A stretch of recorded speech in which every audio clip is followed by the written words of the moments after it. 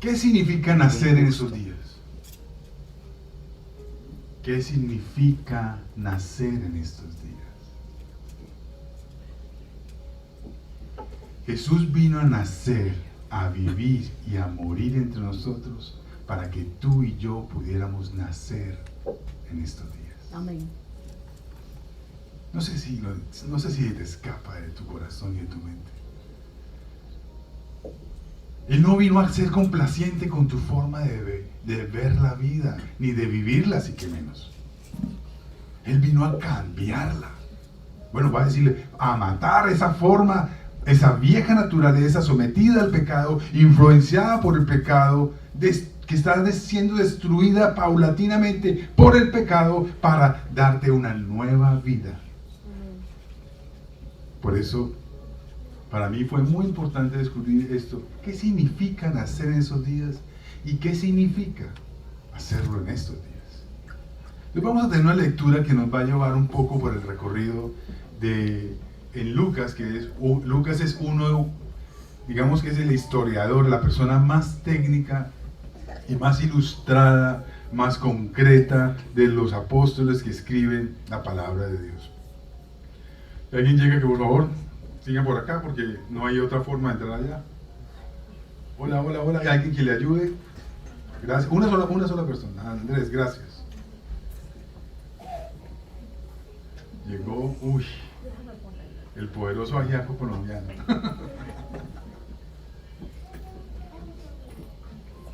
Muy bien, voy a darles 10 segundos para que se sienten. Venga, por favor. Aquí compartan mesa, aquí con los hermanos de Nicaragua. Siga. Está calentico acá, ¿no? Muy calentito. Sí. Israel, ¿tú quieres decirle a Shock que le baje la temperatura un poquito a ese lugar? Él tiene, porque el pastor todavía está predicando. Gracias, Israel. Entonces, ¿qué dice la palabra de Dios? Aquí otra vez conectados todos.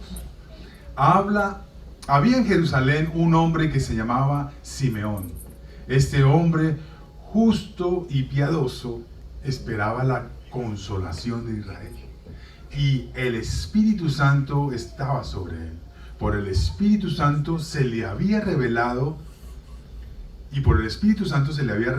que no vería la muerte sin antes ver al Cristo del Señor. Movido por el Espíritu, fue al templo. Y cuando los padres del niño Jesús lo trajeron para cumplir con el rito. Lo trajeron para cumplir por él. Con el rito de la ley. O por él. Se me quedaron mis gafas. ¿Cómo así?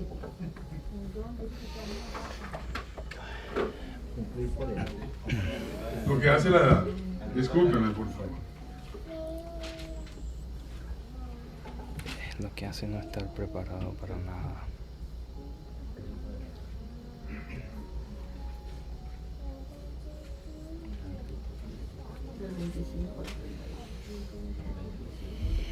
Bueno, esta no es la versión. ¿No fue eso? ¿Dónde estoy? Ok. Bueno, voy a empezar. Cuando se cumplieron los días para purificación de ellos, según la ley de Moisés, le trajeron a Jerusalén para presentarle al Señor. Como está escrito en la ley del Señor. ¿Sí estamos ahí? Todo varón que abra la matriz será llamado santo para el Señor, y para ofrecer un sacrificio conforme a lo dicho en la ley del Señor, un par de tórtolas y 2 pichones. Y había en Jerusalén un hombre llamado Simeón, y este hombre justo y piadoso esperaba la consolación de Israel, y el Espíritu Santo estaba sobre él. Y el Espíritu Santo se le había revelado que no vería la muerte sin antes ver al Cristo del Señor. Movido por el Espíritu fue al templo, y cuando los padres del niño Jesús le trajeron para cumplir por él el rito de la ley, él tomó al niño en sus brazos y bendijo a Dios y dijo: Ahora, Señor, permite que tu siervo se vaya en paz, conforme a tu palabra. Porque han visto mis ojos tu salvación, la cual has preparado en presencia de todos los pueblos. Luz de revelación a los gentiles. Interesantísimo esta declaración. Amén. Él es judío. Y el Salvador venía para los judíos. Pero a él es revelado antes que cualquier otro. En ese momento me refiero que él era la luz para los judíos. Para los no judíos, los gentiles, nosotros. Y gloria de tu pueblo Israel. Y los padres del niño estaban asombrados de las cosas que de él se decían. Simeón los bendijo y dijo a su madre, María, he aquí este niño ha sido puesto para la caída y el levantamiento de muchos en Israel y para señal de contradicción. Qué tremendo. Y una espada traspasará aún tu propia alma, el dolor de la muerte, ¿cierto? A fin de que sean revelados los pensamientos de muchos corazones. Y había una profetisa. Ahí termina la primera momento de Simeón. Increíble que Dios deja que la historia de Simeón se concrete y se termine felizmente, porque él puede conocer al Salvador. Y como conectando otra evidencia, otro argumento que nadie puede negar, establece la conexión con Ana. Había una profetisa, Ana, hija de Famuel, de la tribu de Aser. Ella era de edad muy avanzada y había vivido con su marido 7 años después de su matrimonio. Y después de viuda hasta los 84 años. Nunca se alejaba del templo, sirviendo noche y día con ayunos y oraciones. Y llegando ella en ese preciso momento, daba gracias a Dios y hablaba de él a todos los que esperaban la redención de Jerusalén. ¿Ok? Habiendo ellos cumplido con todo conforme a la ley del Señor, se volvieron a Galilea y a su ciudad de Nazaret. Y el niño crecía y se fortalecía, llenándose de sabiduría, y la gracia de Dios estaba sobre él. ¿Qué observaciones podemos hacer aquí? La primera observación que quiero hacer es que nacer en esos tiempos del rey Herodes. ¿Por qué vino a nacer en esos tiempos del rey Herodes? Los historiadores, especialmente uno que es un historiador que es reconocido mundialmente, que se llama Josefo. Josefo es un historiador que deja registros sin ninguna conexión de su filiación con el Señor o con los apóstoles. Josefo establece parte de lo que en ese entonces se vivía con el rey Herodes. El rey Herodes es muy famoso en los escritos de lo que era parte de Israel y Egipto.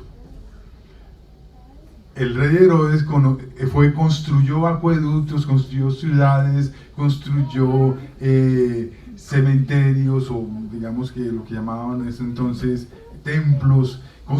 Era un gran constructor y tenía mucha riqueza y mucho poder.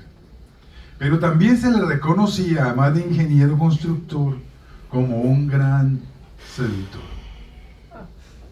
Era un hombre promiscuo. Su inmoralidad sexual no tenía límites. Y si usted lee con cuidado la historia del rey Herodes, muere seguramente con una sífilis o gonorrea que está descrita como gusanos comiéndose en sus órganos sexuales. Los leo aquí porque es casi como lo establece. Terrible. Pero ¿por qué impacto esa conversación tan bonita, un servicio tan bonito en Navidad con esto? Porque eso era lo que tenía, ese era el ambiente en el cual Jesús nació. Jesús no viene a un mundo que está inocente. Color de rosa. Es un mundo caído. Y la expresión de ese mundo caído está expresado, valga la redundancia, por Dios en cuanto a la sociedad y la condición de sus líderes. Porque así como sus líderes estaban, así mismo la sociedad vive. Usted nunca verá, mira, yo sé, solo cuando Dios está en medio de un hogar, las cosas pueden cambiar. Pero si ustedes se entregan a borracheras y cualquier tipo de inmoralidad sexual, su hogar se va a ver destruido de una manera que usted no se lo imagina. Entonces, ¿por qué nacer en ese tiempo? Porque era el tiempo en que más representaba la condición de la humanidad, la condición de la sociedad, la condición del liderazgo que había en ese momento y por lo tanto la condición de pecado y de la destrucción que iba a venir por ese pecado. Distinguir los tiempos y acontecimientos.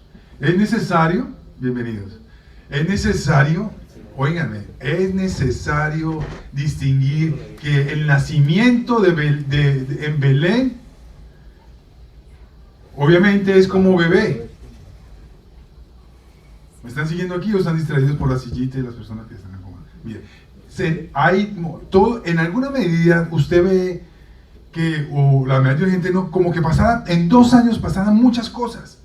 Hay un anunciamiento de la estrella, hay un anunciamiento de los pastores, los ángeles que cantan, los pastores que ganan, el niño que está en el pesebre, el niño que está ahí, el niño que sale corriendo, el niño que sale perseguido, los reyes magos o los hombres sabios que llegan. Todo eso parece suceder en el mismo momento y no es así. La primera cosa que es necesario entender es que el primer escenario es Belén, y van a Belén porque necesitan ir a ser censados de acuerdo con el clan o, digamos, la familia de David tenía registro en esa ciudad. Y allá se conoce como el anunciamiento en los cielos por los ángeles y la visita o el llamado que hacen los ángeles y las huestes celestiales a los pastores para que visiten al recién nacido.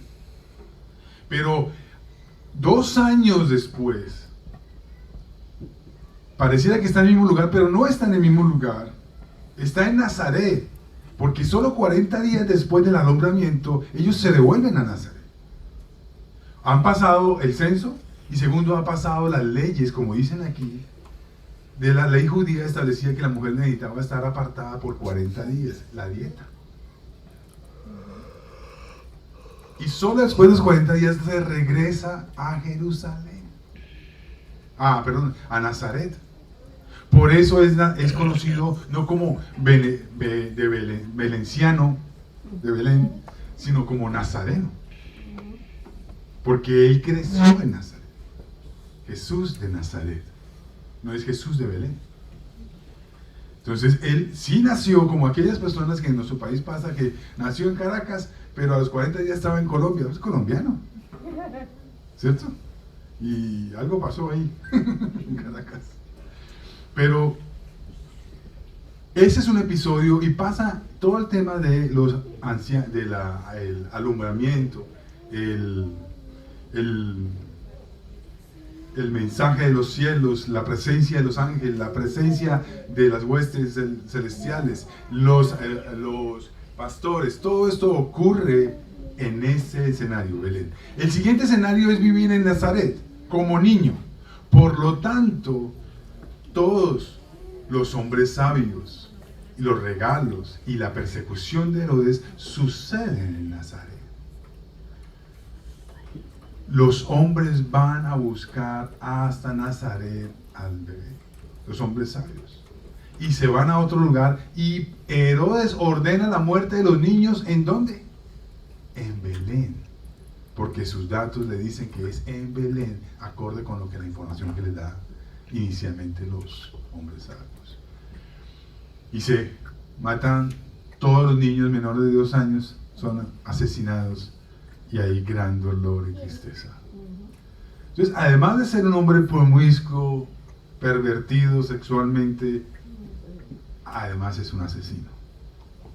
Y la muerte que tiene representa la condición del hombre perdido en sus pecados que necesita la salvación de un rey nacido en pesebre. Eso es lo extraordinario de Dios, que se humilló a sí mismo para nacer como siervo en un pesebre, siendo Dios. Y eso es lo imposible para el pueblo judío entenderlo, porque siempre esperaban a un Sansón y lo siguen esperando, o a un gran rey David, inmortal.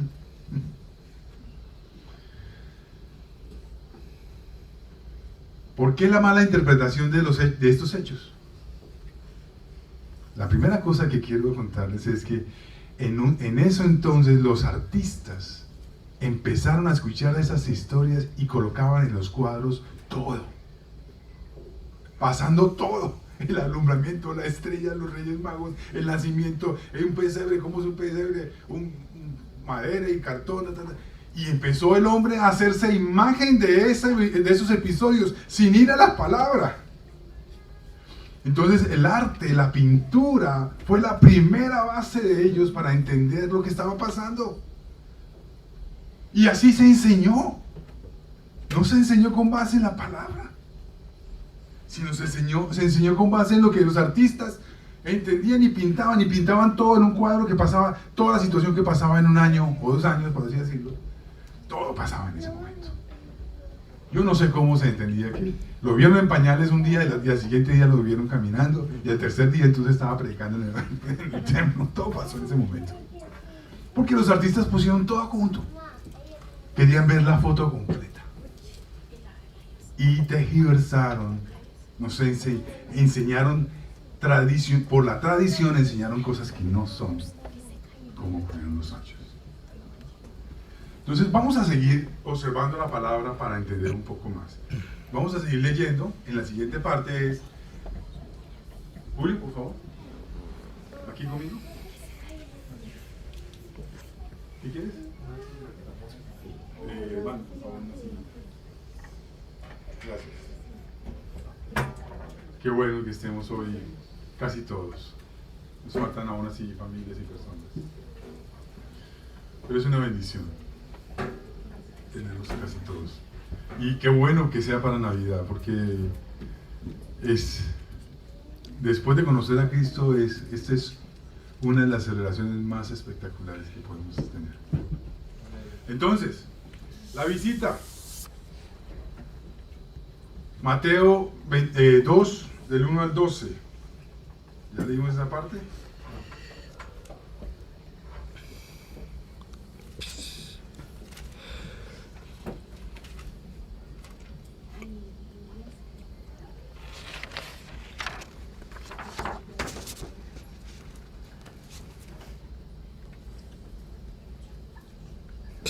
Perdón, este es Mateo, este es Lucas. Mateo, ya iba a leer otra vez Lucas. Me distraje.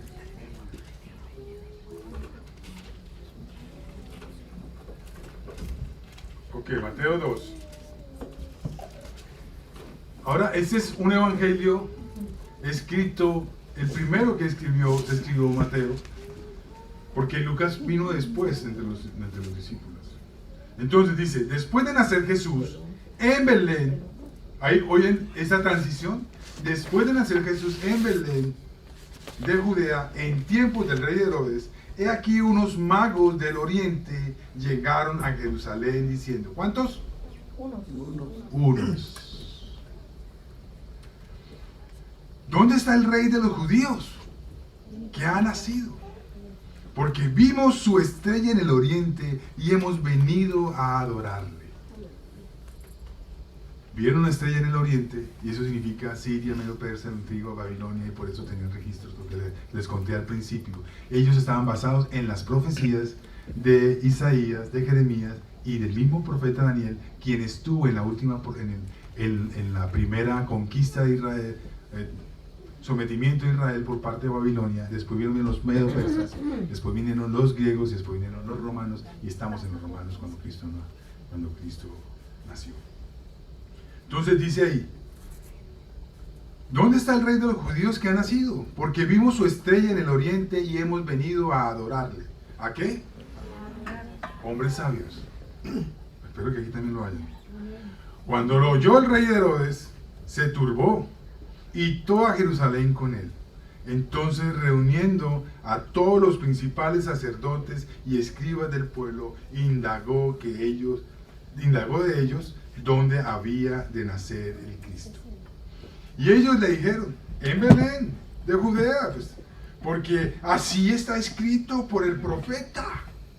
Hombres sabios conocían la palabra de Dios. Así está escrito por el profeta. Cuando usted le pregunta, ¿y cuándo viene Cristo? Está escrito que ni ojo ni qué. Nadie sabe. Que vendrá como ladrón en la noche. Solo el Padre. Entonces, estos hombres sabios conocían la palabra y eso es lo que los hace sabios. ¿Qué lo hace sabio a usted? Es la pregunta. Cuando lo oyó Herodes, se turbó y toda Jerusalén con él. Entonces reuniendo, se refiere al liderazgo. ¿Cómo así que viene un nuevo rey? Me va a tumbar. Me va a tumbar. Sí, me va a destronar. Entonces, reuniendo a todos los principales sacerdotes y escribas del pueblo, indagó de ellos dónde había de nacer el Cristo. Y ellos le dijeron, en Belén de Judea, porque así está escrito por el profeta. Y tú, Belén, tierra de Judá, de ningún modo eres la más pequeña entre los príncipes de Judá, porque de ti saldrá un gobernante que pastoreará a mi pueblo, Israel. Entonces Herodes llamó a los magos en secreto y se cercioró con ellos del tiempo en que había aparecido la estrella. Y así calculó los años en que tenía que matar a los niños. Y enviándolos a Belén dijo, id y buscad con diligencia al niño, y cuando le encontréis, avisadme para que yo también vaya y le adore. Y habiendo oído el rey, se fueron de aquí, ¿sí? La estrella que había visto, y habiendo oído al rey, se fueron. Y aquí la estrella que habían visto en el oriente iba delante de ellos, hasta que llegó a ser y se detuvo en el lugar donde estaba el niño.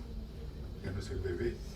Cuando vieron la estrella, se regocijaron y sobremanera con gran alegría.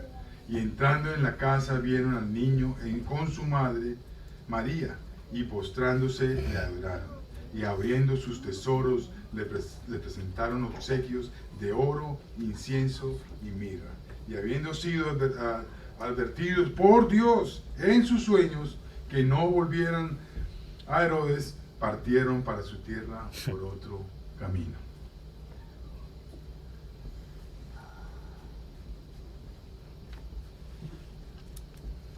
Y viene la situación en que el Señor le avisa a José y a María que tienen que moverse, porque vienen detrás de ellos.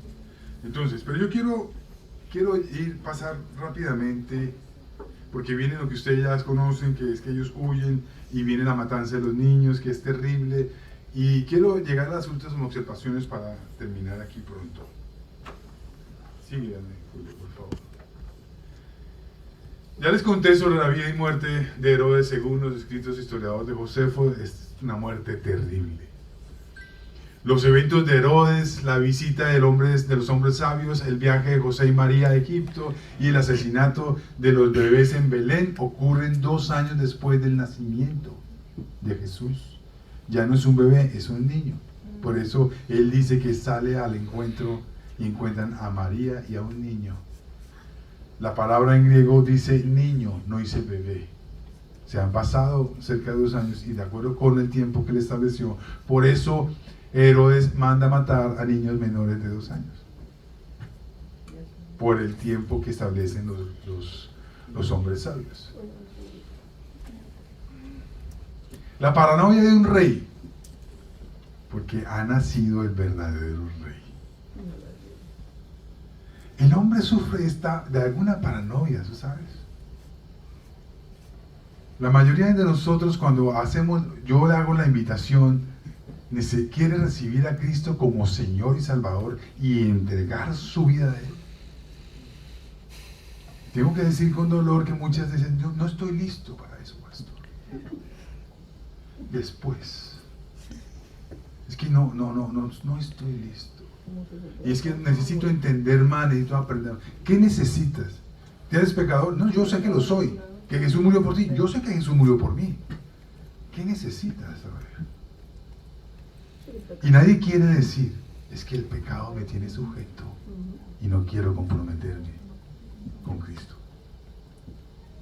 Pero yo sé, usted sabe y Dios sabe qué es lo que lo detiene para tomar una decisión. El pecado lo detiene, lo tiene esclavizado, hermano. Entonces, usted necesita entender que cuando usted le presenta el Evangelio, si le presenta el Evangelio a alguien, que esa persona puede decirle, no sé, ahora no, más tarde, después, quizás el otro año, quizás cuando llegue viejo, así como usted.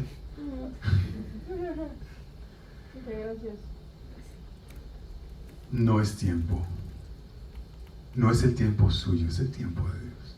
Y Dios dice, yo estoy a la puerta y llamo. He aquí, si hay uno de vos, yo abriré la puerta y entraré y cenaré con él y él conmigo. Él está listo. Él está listo. A ese rey que simboliza nuestra vieja manera de vivir, también está indeciso, paranoico, de destronar el pecado de su corazón y poner a Cristo ahora en su corazón. Porque Herodes representa hoy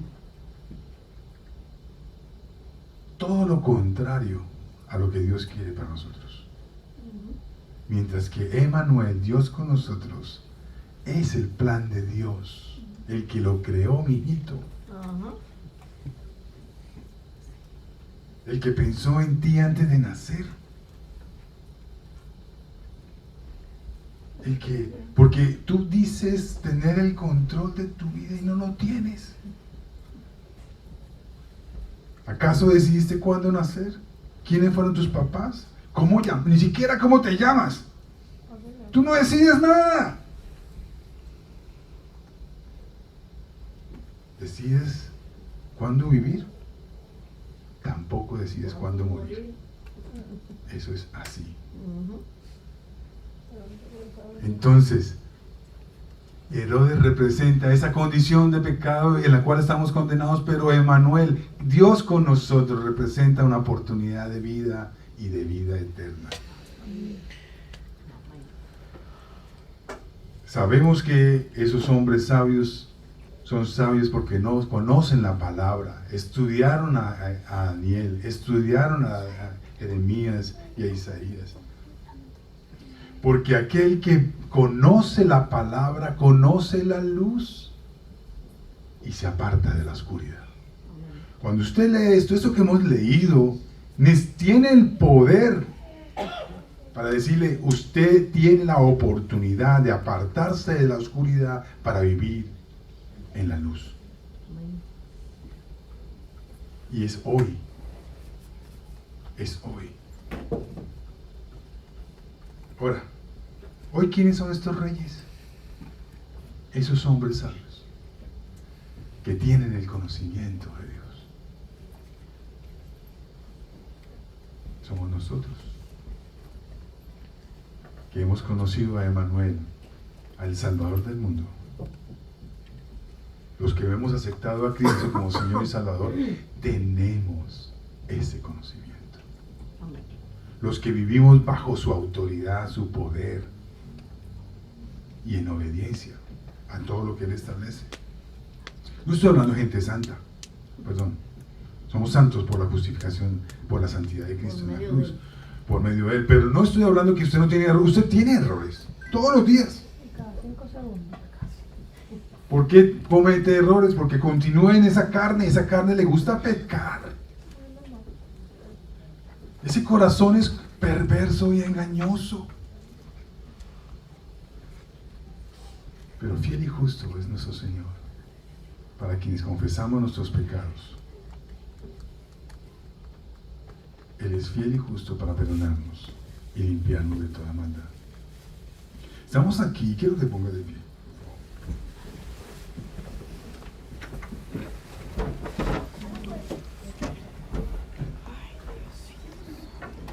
Yo creo que esta narración, que es cuidadosa, explica exactamente que Jesús vino acá y ha sido registrada. Han querido destruir esta historia, han querido destruir nuestra tradición de celebrar a Cristo con nosotros y no han podido. Dios está aquí para nosotros, para el enfermo, para el que no tiene esperanza, para el afligido, para el que está solo, para el que está triste, para el que está feliz. Cierre sus ojos en este momento. Espíritu de Dios, háblanos, Señor. Convence de pecado nuestro corazón y aviva el fuego, la sed. Danos hambre de conocer a nuestro Salvador, porque la luz de Dios vino al mundo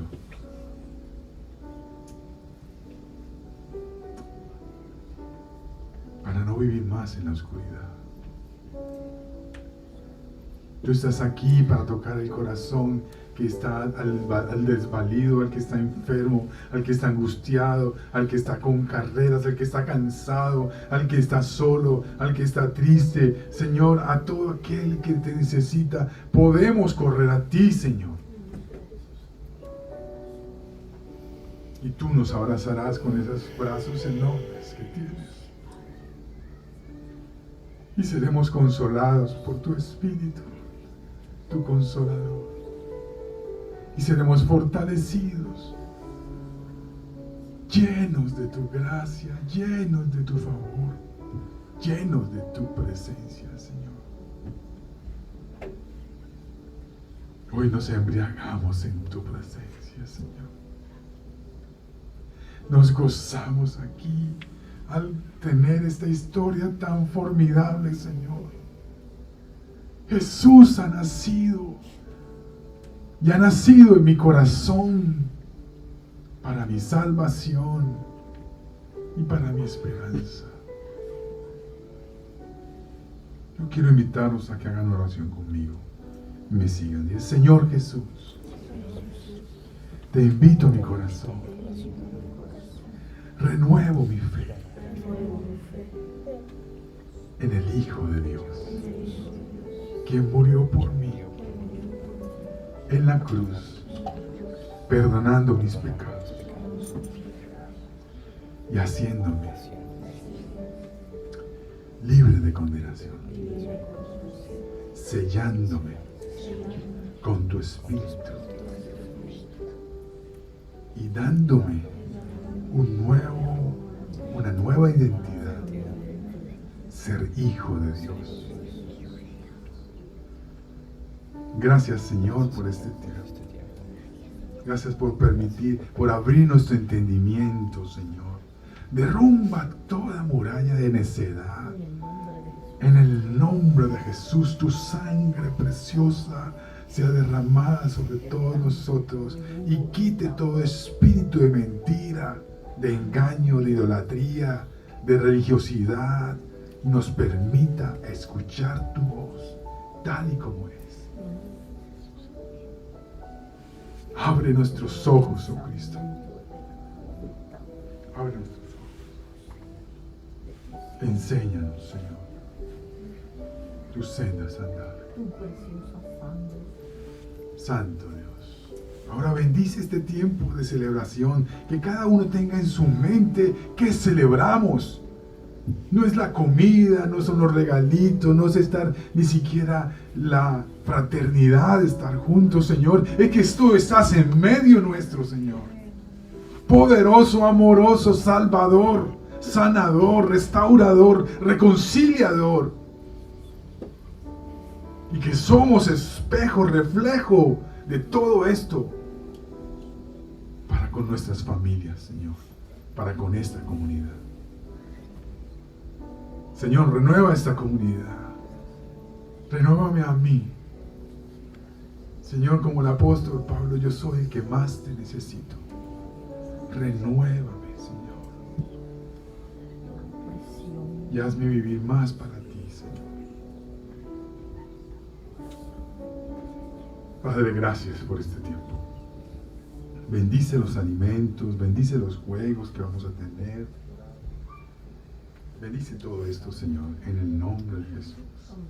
Amén.